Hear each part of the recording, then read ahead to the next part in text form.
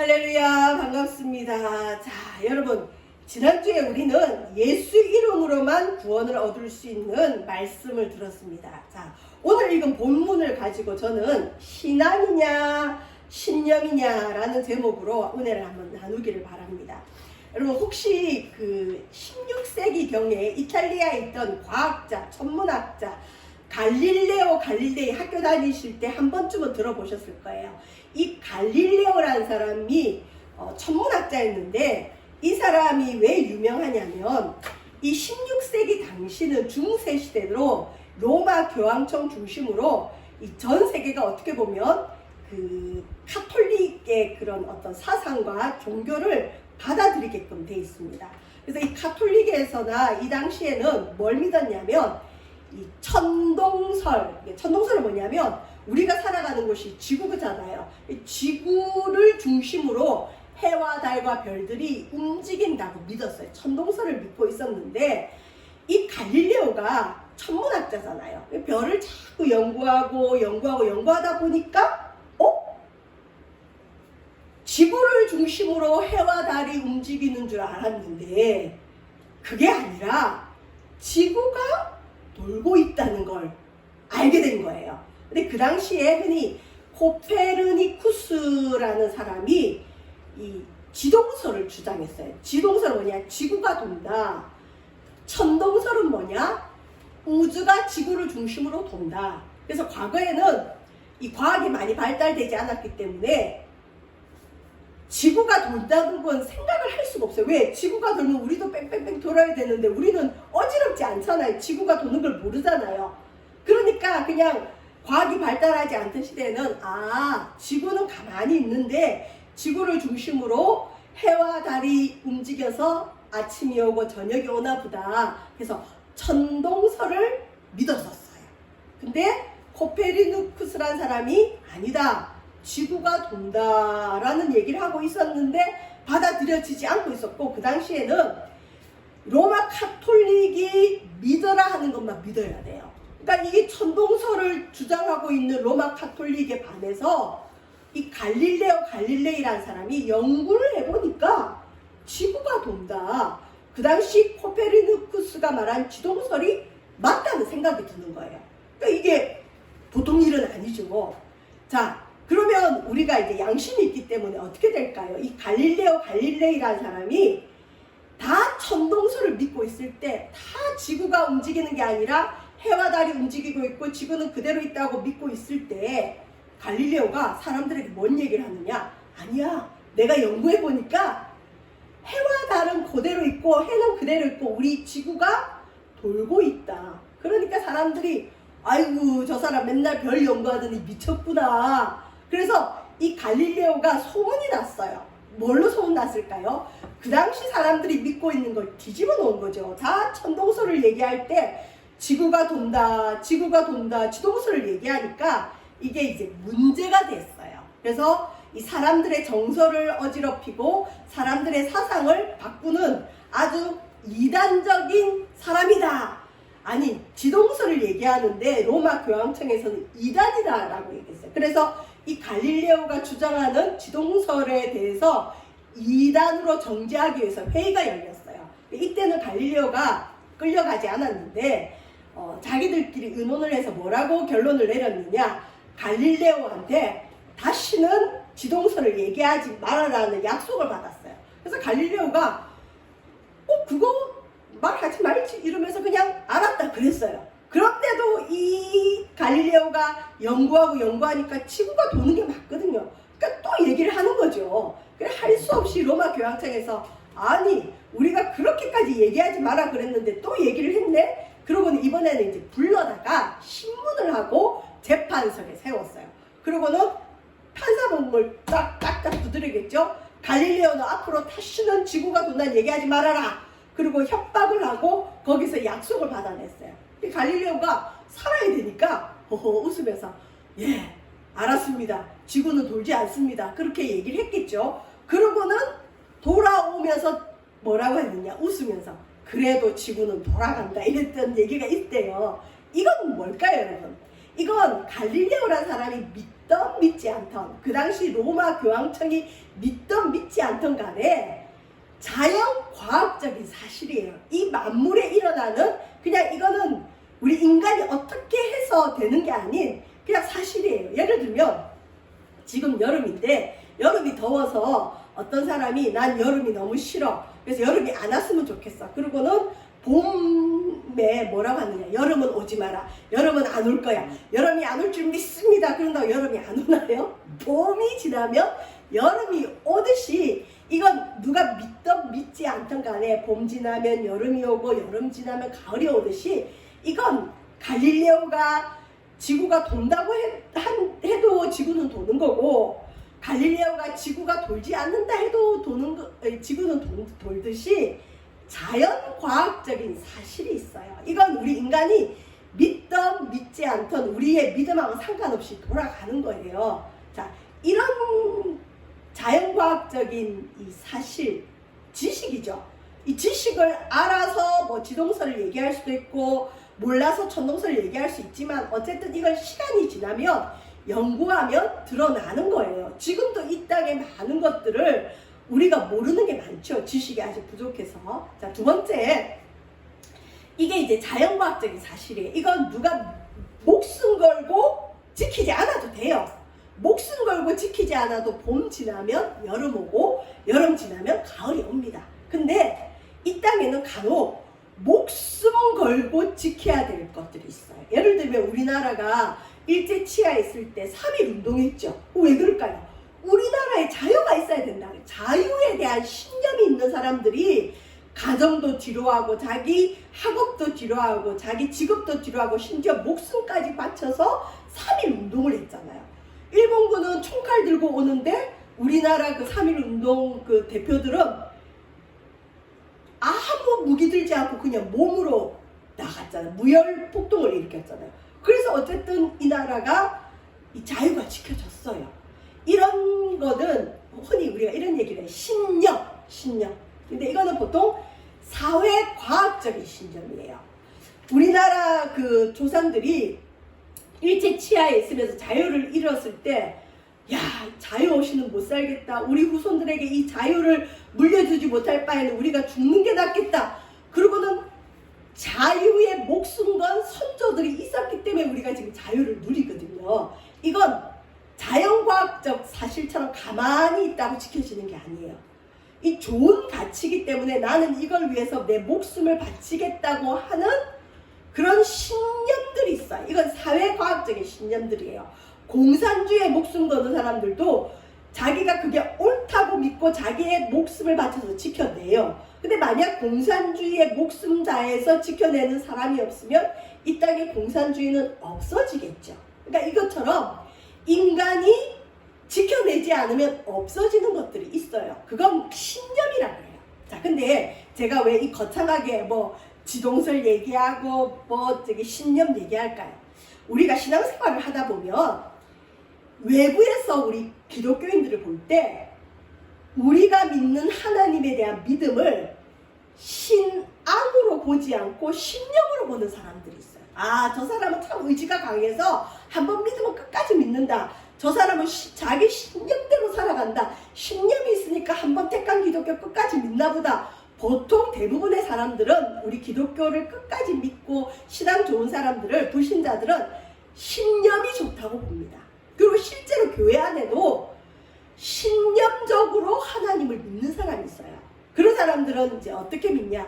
하나님을 도깨비 방망이처럼 생각해요.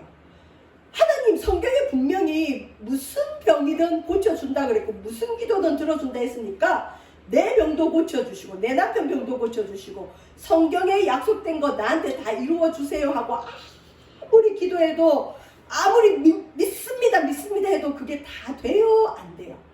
다 되지는 않아요. 어떤 거는 되는데 어떤 거는 안 돼요. 왜 그럴까요? 그게 신념이 아니기 때문이죠. 근데 간혹 기독교에서 나온 책들 중에 미국의 유명한 목사님 중에는 이런 얘기를 해요. 진짜 기독교 믿음이 들어가면 믿은 대로 선포한 대로 말한 대로 다 이루어진다고 주장하는 목회자들이 있어요. 그런 사람들이 주로 인용하는 말씀은 뭘까요? 너희가 무엇이든 기도하는 대로 들어주신다. 네 말이 나오는 대로 주님이 듣고 행해주신다. 그래서 이런 분들은 예를 들면 목회자들 중에 또 믿음의 사람들 중에 집에 고지서가 이렇게 쌓이고 빚이 있고 이런 사람들이 머리가 아프잖아요. 파산 직전이면 고지서 가지고 이 고지서는 해결될지어다 말을 많이 하면 그게 그 빚이 갚아진다고 하는 분들이 있어요. 그래서 실제로 그런 마술적인 행동을 하면서 빚이 갚아진 체험을 한 사람들도 있긴 있어요. 그건 그 사람이 신념이에요. 아니 고지서가 많으면 빚이 많으면 나가서 일을 해서 벌든가 아니면 일할 수 있는 건강을 달라고 하든가 아니면 또 하나님의 어떤 기적적인 역사로 갚아주실 수는 있지만 그럴 수도 있고 아닐 수도 있어요. 근데 기독교의 하나님을 마치 도깨비 방망이처럼 내가 말한 대로 내가 믿으면 되는 대로 금나라 뚝딱 은나라 뚝딱 하는 분들이 있어요. 아니죠. 신념이에요.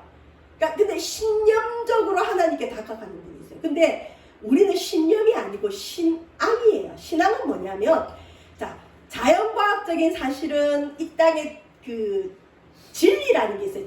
그러니까 하나님이 이 땅을 만든 원칙이 있고 사회과학적인 신념에는 어떤 사상이 있어요. 근데 우리의 신앙에는 누가 계실까요? 하나님이란 분이 계세요. 존재가 있어요. 존재. 그러니까 갈릴레오 같은 사람은 어떤 신적인 존재를 믿은 건 아니에요. 그냥 지구가 돈다는 지식과 그 지식을 알아낸 거죠. 그 다음에 뭐 자유나 공산주의에 목숨 바치는 사람도 그 자유나 공산주의가 어떤 신적인 존재가 아니에요. 그냥 어떤 사상이고 좋은 가치관이죠. 근데 우리 신앙에는 막연한 내 생각이 있는 게 아니라 분명한 존재가 계세요. 누구냐?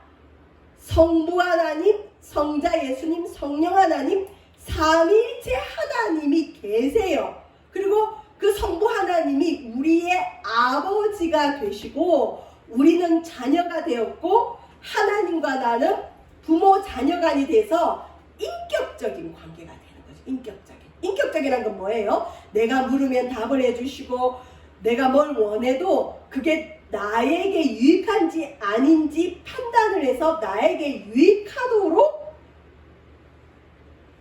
선을 베푸시는 손길이 바로 인격적인 관계라는 거예요. 우리 여기 자녀가 있고 손주가 있지만 달라는 건 다 주나요?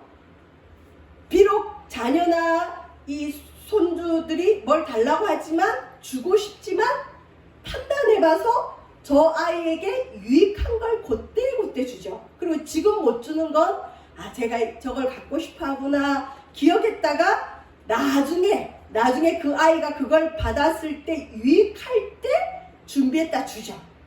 하나님하고 우리의 관계가 그래요.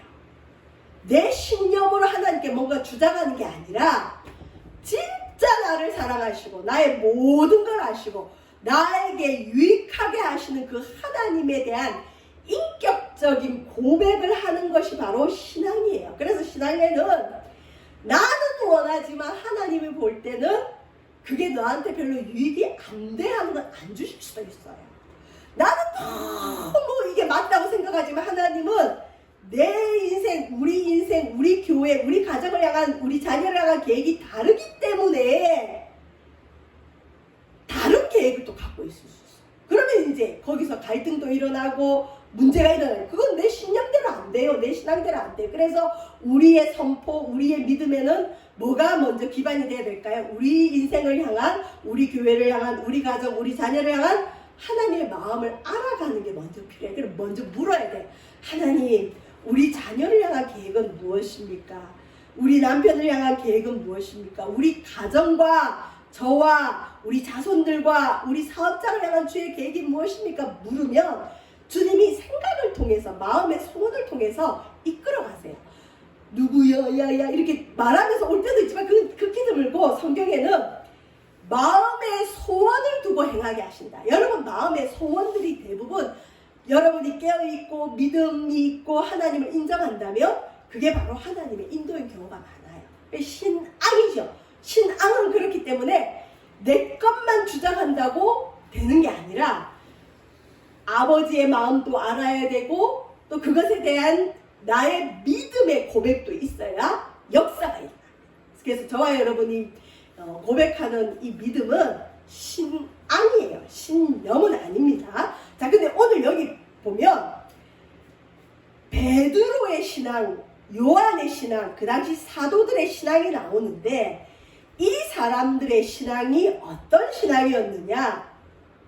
신앙생활을 하다 보면 한 번쯤은 들어볼 수 있는 이 아주 명확한 기준의 말이 나옵니다. 예를 들면 이거예요. 그 당시 이 지도자들, 기독권자들 누구였죠? 사두개파 사람들하고 제사장들이었어요. 이 사람들은 예수님을 죽였잖아요, 자기들이. 그런데 베드로와 요한이 성령의 충만함을 받고 나니까 이 사람들이 뭘 전하느냐? 예수가 부활하셨고 예수가 구세주라는 걸 전하기 시작해요. 그러니까 얼마나 듣기 싫겠어요? 거기다가 베드로와 요한이 예수 이름으로 날 때부터 안전뱅이였던 사람, 이 4장 22절에 보면 날 때부터 안전뱅이였던 사람이 나이가 몇 살 정도 나오느냐? 40여 세나 되었다. 그러니까 40살, 40살이 된 사람이에요. 40년 만에 처음 걸어본 거죠. 그런 기적을 예수 이름으로 베푸니까 예루살렘 성이 난리가 나고 남자만 5,000명 믿고 남자와 여자들 다 함께 2만 명이 되는 사람이 예수님을 믿기 시작한단 말이죠. 그러니 사두개파 사람하고 제사장들이 두려움이 올까야 안 올까? 오죠. 머리가 아프죠. 그 사람들의 신념은 뭐죠? 그 사람들은 신앙인이 아니에요. 여러분, 겉은 신앙인 것 같은데 신념인 사람들이 있어요. 신앙은 내가 이게 옳다고 하더라도, 내가 이게 옳다고 믿어도 하나님이 아니야 그러면 뒤로 물러갔잖아. 아, 하나님 아직 아니군요. 알겠습니다. 저 사람한테는 그게 맞지만 나한테는 아니군요. 알겠습니다. 그렇게 받아들이는 거예요. 자녀가 부모 말 듣듯이. 근데 신념은 하나님이 나타나서 그거 아니야 100번을 얘기해도 아니에요. 나는 무조건 이거예요. 사두개파 사람들, 제사장들이 왜 예수를 안 믿었을까요? 왜 예수님을 죽였을까요? 그 사람들은 진리나 어떤 그 영혼에 대한, 진짜 하나님에 대한 믿음보다는 자기 이익이 먼저였어요. 예수를 받아들이면 자기들 위치가 흔들려요. 자기들이 지금 이 땅에 영적인 지도자인데 예수를 메시아로 받아들이면 자기들이 가지고 지금 누리는 모든 것들을 내려놔야 되잖아요. 그러니까 이 사람들은 진짜 하나님을 믿었던 사람들이 아니라 자기의 이익을 지키려고 하나님을 이용하고 신념으로 버텼던 사람들이죠. 그러니까 죽은 자가 살아나고 태어나서 처음 걸어보는 안전뱅이가 일어나는 기적을 보고도 그 예수를 안 믿잖아요. 진짜 양심이 있고 진짜 하나님에 대한 열망이 있는 사람 같으면 비록 내가 예수님 아니라고 고집 피웠다가도 정말 하나님 믿구나고 돌아설 수 있죠. 그렇게 돌아선 사람이 뒤에 나옵니다. 사도 바울 같은 사람은 예수 가짜다 그러고는 예수 믿는 사람을 잡아 죽이는 데까지 앞장섰던 사람인데 하나님의 은총으로 그가 예수님을 만나자 완전 바뀌었어요. 그래서 전에 자기가 핍박하던 예수님을 전하던 사람이 됐죠. 그러니까 사도 바울 같은 사람은 진짜 신앙인이고 진짜 하나님에 대한 열망이 있었던 사람이고, 이 당시 사두개파 사람 제사장들은 자기 이익으로 신념적으로 하나님을 이용한 사람들이에요. 그러니까 이 사람들은 지금 위기감이 온 거죠. 40살이 넘도록 한 번도 일어나 걸어보지 못한 사람이 걸었다는 그 기적에 기쁨도 없어요. 저 사람 얼마나 기쁠까? 저 사람에게 일어난 기적이 정말 하나님이 우리를 향한 사랑이구나. 이런 게 없어요. 우리가 잡아 죽인 예수의 이름이 저 사람을 갖게 했다고? 그러면 예수를 믿어야 되잖아요. 안 돼. 우리가 예수님을 잡아 죽였는데 우리 입지가 약해져. 이 백성들이 우리를 대적할지도 몰라. 우리가 예수를 잡아 죽였는데 우리가 너무 불리해. 이 사람들이 그래서 어떻게 했느냐? 오늘 13절에 보면 그들이 그러니까 기득권을 가지고 있는 사두개파 사람, 신념적으로 하나님을 이용하고 있는 제사장들은 베드로와 요한이 담대하게 말함을 보고, 여러분 베드로와 요한은 어부였어요. 어부들은 기초 학문도 안 배웠을 수도 있어요. 정말 일자무식한 사람일 수 있어요. 공부도 안 했던 사람들이 이전하고 다르게 담대하게 말을 하니까 말을 너무 잘하는 거예요. 그래서 이 사두개파 사람 제사장들이 본래 학문 없는 범인, 평범한 사람으로 알았다가 베드로와 요한이 어떻게 저렇게 말을 잘하지? 이상이 여기고, 또 전에 예수와 함께 있던 줄도 알고, 그러니까 사두개파 제사장들 사람에게는 베드로와 요한이 눈에 가시예요. 자기들이 앞장서서 죽인 예수와 함께 있던 사람이 저렇게 좋게 변했으니 위협감이 오죠. 거기다가 예수 이름으로 기적까지 일어났죠. 14절 보세요. 또 병 나은 사람이 그들과 함께 서 있는 것을 보고 비난할 말이 없는지라. 비난하고 싶은데 자기들 입지를 붙여야 되고 자기들 신념에 스크래치가 나지 않아야 되는데, 베드로와 요한이 너무 멋있게 변한 데다가 거기다가 기적의 주인공이 그들과 함께 하니 사두개파 사람들, 제사장들은 더 이상 자기들의 신념을 주장할 수가 없잖아요. 자기들만 옳다고 생각해서 예수를 죽였는데 비난할 말이 없는 거예요. 그래서 일단은 15절에 어떻게 하느냐, 명하여 공에서 나가라 하고 서로 의논하여 이르되.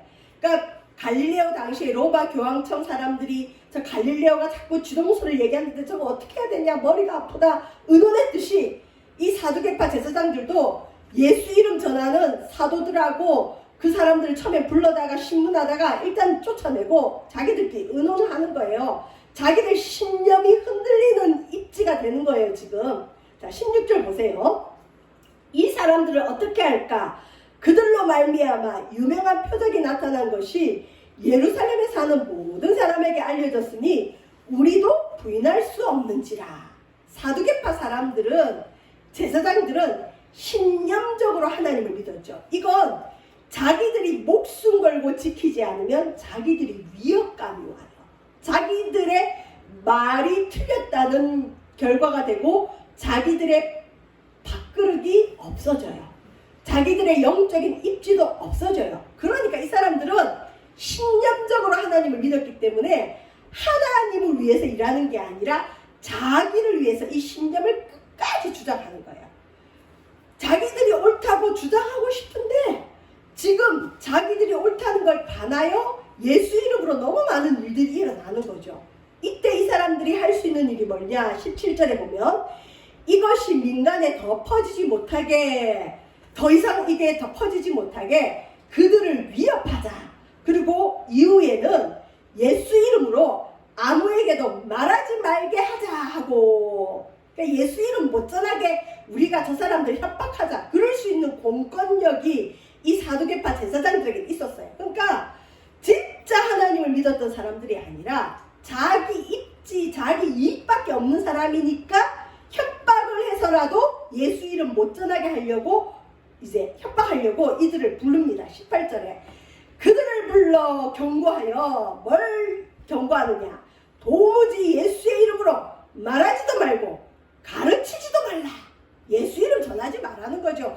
예수 이름 가르치지 말라. 자, 저와 여러분이 정말 하나님을 만났고 하나님의 기적을 체험해서 가는 데마다 자꾸 예수님을 전해요. 근데 그게 듣기 싫고 또 그렇게 하면 뭔가 자기에게 손해가 오는 사람들이 하지 말라고 하면 그때 우리는 어떻게 해야 될까요? 하지 말아야 될까요? 계속 해야 될까요? 참 어려운 문제입니다. 그리고 이 당시에는 이 사람들 얘기 안 들으면 예수님도 죽인 이 사람들의 힘이 예수님의 제자들 못 죽일까요? 죽일 수 있죠. 감옥 갈 수 있어요. 자, 근데 베드로와 요한이 무엇이라 얘기하느냐? 19절 베드로와 요한이 대답하여 이르되 하나님 앞에서 너희 말 듣는 것이 하나님 말씀을 듣는 것보다 옳은가 판단하라. 실은 지금 이 사두개파 사람들 말 안 들으면 베드로와 요한은 감옥 갈지도 몰라요. 어려움 겪을 수도 있어요. 그런데 베드로와 요한은 신령이 아니라 신앙이었어요.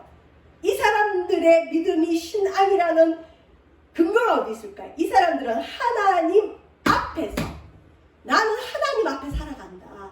세상으로 살지 않습니다. 난 당신들 앞에 사는 게 아닙니다.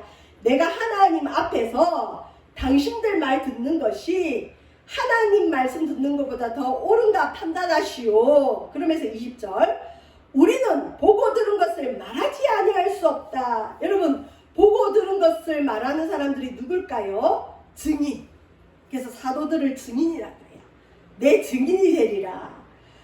베드로와 요한은 실제로 예수님을 봤고, 실제로 예수님 음성을 들었고, 실제로 기적을 체험했고, 실제로 성령을 충만을 받았잖아요. 그러니까 자기들이 보고 들은 걸 말하지 않을 수 없다. 우리는 신념이 아니라 신앙입니다. 여러분, 이건 지켜내야 되는 거예요. 지구가, 그래도 지구는 돌아간다. 갈릴레오는 로마 교황 측 앞에서 지구 안 돕니다. 제가 잘못했습니다. 말해도 갈릴레오가 웃었던 건 자기가 지구가 돈다고 해도 지구는 돌아갈 거고, 자기가 지구가 돌지 않는다 해도 지구는 돌아가는 걸 알아요. 그러니까 자기가 굳이 목숨 다해서 이걸 지켜낼 이유가 없죠. 그런데 지금 자기 이익 앞에 신념적으로 다가오는 사두개파 제사장들에게 베드로와 요한은 신념적으로 얘기하지 않아요. 자기 자존심으로 했더라면 목숨이 위태로운데, 신념은 여러분 강한 자 앞에서 꺾일 수 있어요. 그런데 베드로와 요한과 사도들의 믿음은 신악이었어요. 그러니까 뭐라고 얘기할 수 있느냐? 우리가 하나님 앞에서 하나님 말을 들어야지 당신들 말 들을 수 없다. 이 말은 뭡니까? 당신들이 예수 이름 전하지 말라고 하는데 우리는 하나님이 원하기 때문에 예수 이름 전해야 됩니다. 도전하는 거죠. 여러분, 이게 복음 전파를 하는 사람들의 태도입니다. 그래서 이 뒤에 보면 사도 바울이 이럽니다. 우리 그리스도인들, 특별히 복음을 전하는 사람들을 향해서 그리스도의 향기, 냄새라 그래요. 여러분, 좋은 곳에 가면 좋은 냄새가 나고 좋은 향기가 나듯이 우리 기독교인들은 하나님 앞에서 그리스도를 나타내는 향기, 냄새입니다. 고린도후서 2장 14절에서 16절에 이런 말을 합니다. 바울이 항상 우리를 그리스도 안에서 이기게 하시고 우리로 말미암아 각처에서 그리스도를 아는 냄새를 나타내시는 하나님께 감사하노라. 우리는 구원받는 자들에게나 망하는 자들에게 하나님 앞에서 그리스도의 향기니 이 사람에게는 사망으로부터 사망에 이르는 냄새요, 저 사람에게는 생명으로부터 생명에 이르는 냄새라. 누가 이 일을 감당하리요? 베드로와 요한은 하나님과 사람 앞에 그리스도의 향기, 냄새였어요. 베드로와 요한의 이 태도를 보고 어떤 사람들은 야, 저 사람 진짜다, 저 사람 믿는 예수가 진짜구나 하고 베드로와 요한을 따라서 예수 믿는 사람이 생길 수 있어요.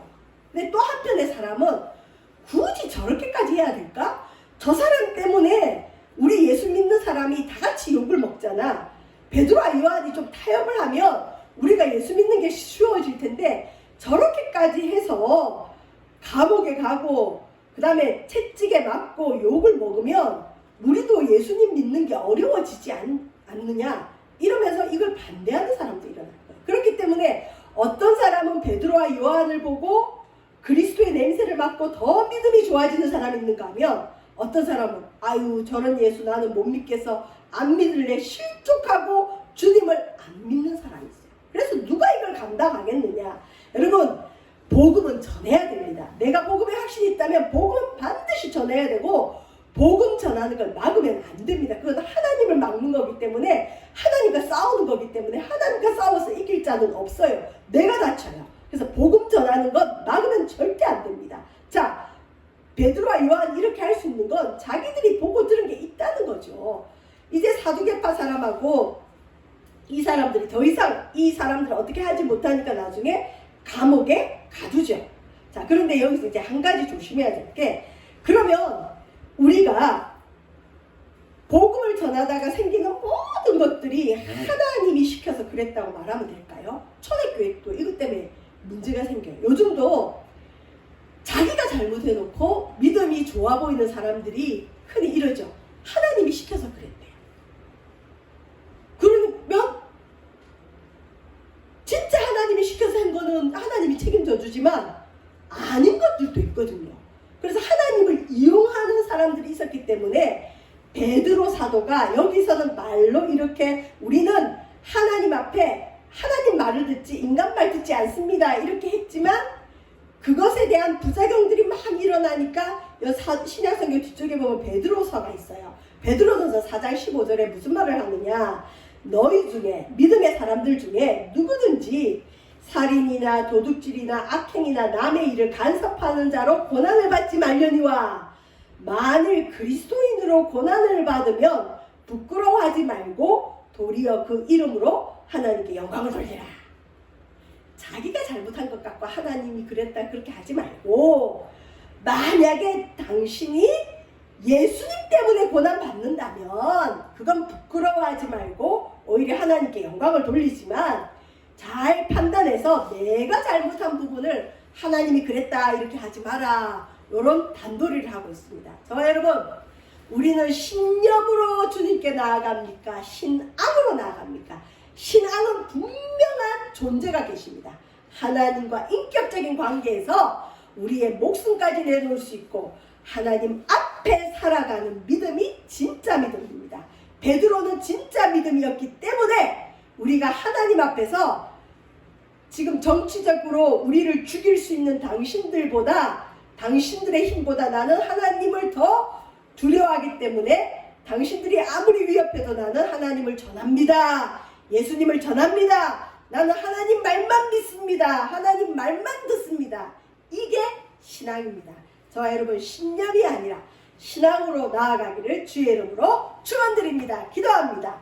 하나님, 우리가 잘못하다 보면 신념적으로 주를 이용할 수 있습니다. 신념이 아니라 분명한 존재로 살아계시고 우리를 인격적으로 사랑하시는 우리 주 하나님 앞에서 우리의 믿음을 나타내는 신앙인이 되어주도록 도와주옵소서. 감사드리며 예수님 이름으로 기도합니다. 아멘.